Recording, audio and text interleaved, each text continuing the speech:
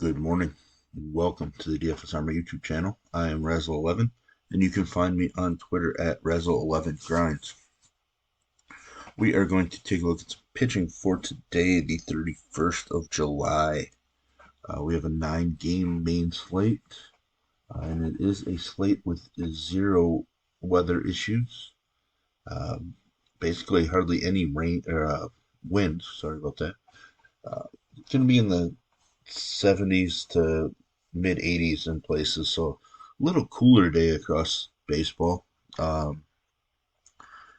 DraftKings looks like they're starting their single entry series this week, 3 different price points. So, looking forward to that.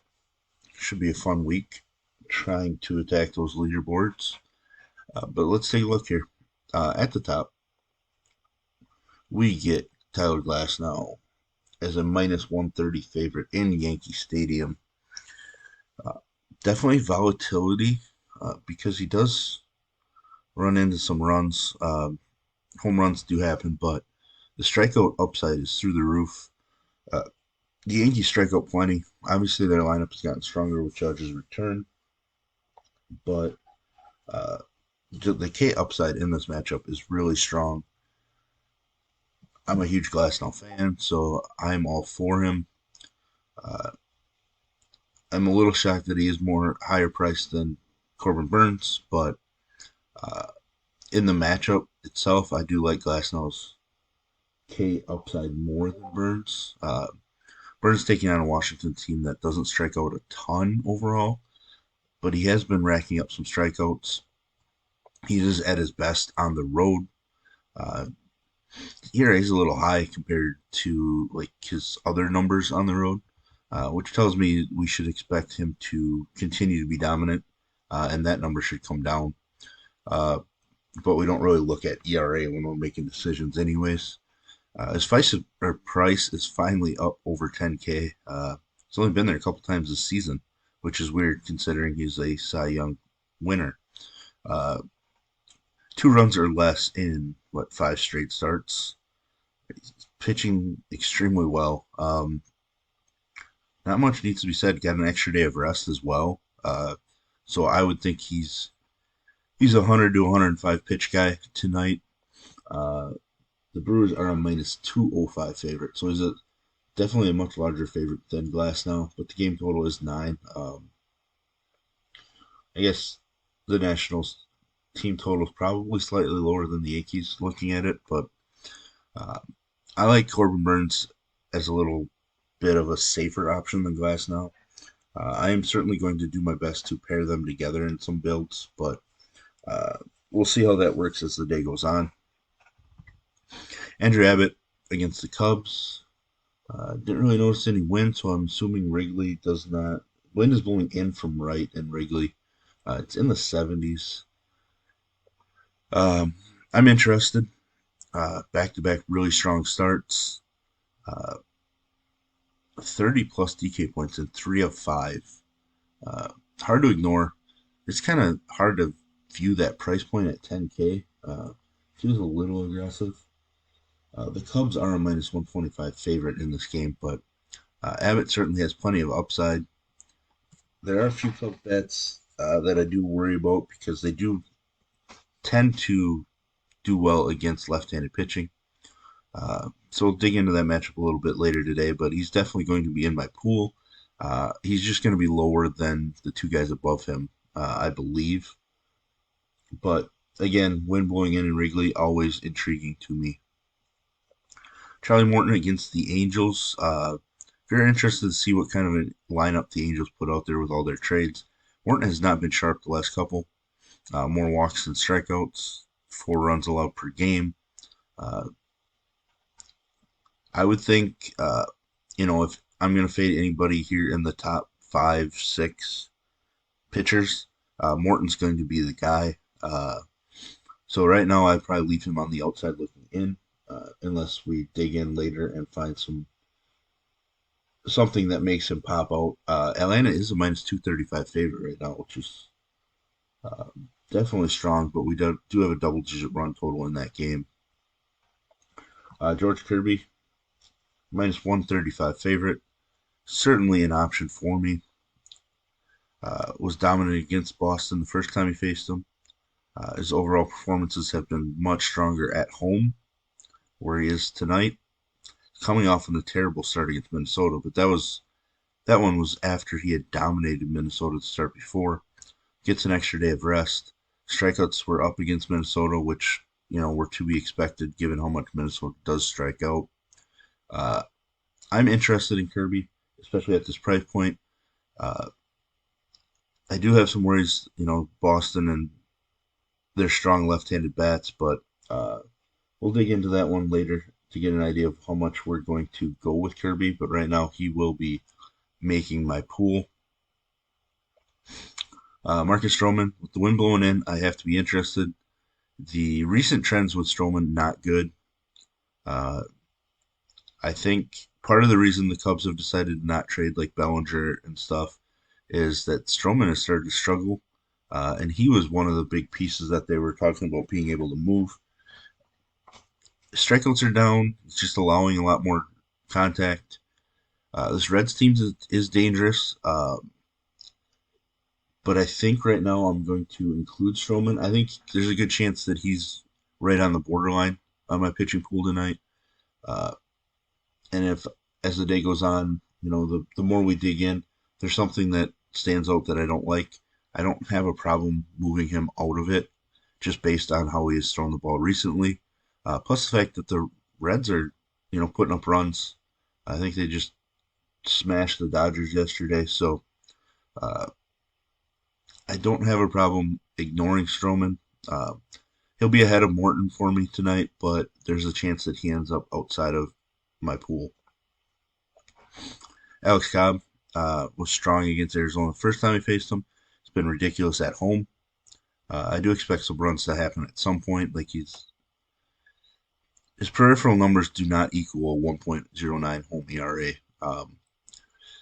Coming off of a great start, which was after he was crushed by Cincinnati. Arizona is a dangerous squad, but they have been struggling a little bit. I don't see a line yet on this game. I'm guessing they're just kind of waiting on the official word with San Francisco. They tend to wait on San Francisco lines longer because of their use of openers a lot of late. But at 8K, I'm very interested with how Arizona has been struggling. Bassett at home against Baltimore. I don't think I want to go there. He is a minus 145 favorite. Baltimore's just playing really well right now. He did get lit up by Baltimore earlier this year, but his home numbers have been absolutely spectacular. Uh, I love splits like that. K's just haven't been there, which I think is why we can get away with ignoring him. Um, I mean, it's close. I would say right now he's probably on the outside looking in when it comes to me building my pool out. Obviously, I'll update that as the day goes on. Domingo Germán, 9 strikeouts in 4 of his last 5 starts. But his last 2 starts have been pretty atrocious. Even though how bad they've been with those strikeouts, his returns haven't been all that terrible. So, and Tampa Bay's offense has been struggling of late. He has made 2 starts against Tampa Bay this year. Has been solid. Not spectacular, but pretty solid. Pitching at home, he's been better from a fantasy perspective. So I am intrigued a little bit, but I want to see his history against Tampa Bay. See how that goes. He is favored over Glasnow. Or no, Glasnow was just a minus 130 favorite. Sorry about that. So Germán, I have more interest in Germán than a guy like Bassett and probably even Stroman and Morton right now. So uh, I might include him for my large field GPP pool, but we'll see as the day goes on again. JP France, I'm always interested in. He's just been throwing the ball really well. So minus 190 favorite. Not a huge K guy in this matchup. Was solid against Cleveland, but did walk 6, which is a bit worrisome. His home numbers haven't been as strong. I definitely understand that, but he just dominated a Texas squad at home, that we've been stacking left and right. So I'm very interested. 20 plus DK points in 3 of his last 5 starts. Uh, I He just doesn't have a ton of K upside, which is kind of negated here with because Cleveland doesn't strike out a whole lot either, but he did strike out 6 against them. Um, and even with 6 walks, he put up what 17 DK points. So approaching 20, I'm always trying to nail 20 plus in my build. So JP France is going to make my player pool as a minus 190 favorite on this slate. Pavetta, I thought he was going to pitch yesterday, but no, I'm not sure. Pavetta, a ton of upside in this matchup. Seattle strikes out a ton. I know Seattle's a minus 135 favorite, but this game has just an 8 total. I love the way that Pavetta has been throwing the ball since kind of returning to a long man slash starter role. The K upside is what is big for me at the 6,600 price point. As we see, 3 out of his last 4 appearances have been 22 plus DK points with a ridiculous performance against Oakland as well in there. So I am very interested at this price with the K upside. As for any other guys down here, I'm not all that interested. I don't really like to force in cheap guys just because they're cheap. I need a reason to. I need to see, 20 plus DK point upside. Kyle Gibson against Toronto. I don't think I want to go there. He did dominate them earlier this season, and he has been better on the road, but I don't really love it. I can understand why some people might consider it. I would just rather take Pavetta's K upside over Gibson. Lugo going into Coors. He dominated Colorado earlier this season, but it is Coors. I don't really know that we need to go there. Essentially 20 plus DK points in 4 of his last 5 starts. So there is upside there. But again, I would put Pavetta ahead of both Lugo and Gibson here. And that's basically it. Syndergaard making his Cleveland debut. I'm not interested at all. Nelson, I know people have used him. They've talked about him a bit. One solid start against San Francisco, and then I think one not so good start. One great start actually against them, but it is a pitcher's park, obviously, and his numbers on the road are far greater than at home. But I don't really want to go there. I know his last 3 road starts have been really strong, last 4, and those were against Atlanta, Toronto, and the Angels. Maybe there's something there. I'm just not sold on him being a consistently strong pitcher on the road, so I would rather just go up to Pavetta. But I know I will get questions later today about Ryan Nelson, so we'll have to dig into that matchup just to get a better feel for it. But there we have it. There's the first look at pitching, where I'm looking to go.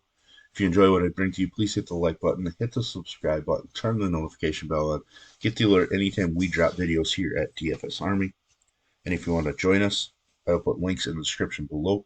You can use promo code RAZ, that's RAZ, for 10% off monthly. And as always, best of luck, everybody.